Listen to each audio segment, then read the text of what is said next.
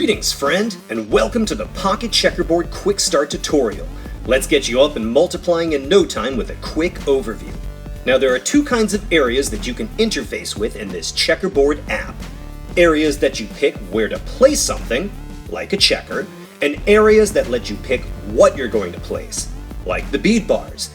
Areas that let you pick where you're going to place something need to be selected first. For example, a checker. Then you can select a bead bar, and each time you press a bead bar, another one will be added to the checker that you selected.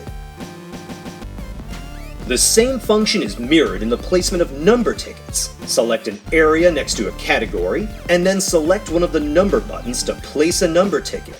The color will change depending on whether you selected part of the multiplicand or part of the multiplier.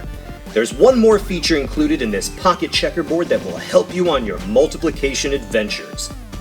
See each of these little arrows at the bottom edge of the checkerboard? Each of those will help you to slide all of the beads in that diagonal down to the bottom row. Now, the other buttons are pretty self-explanatory, and if you need me, you can always re-watch this tutorial by clicking on that question mark again. Enjoy your multiplication adventures with the Pocket Checkerboard.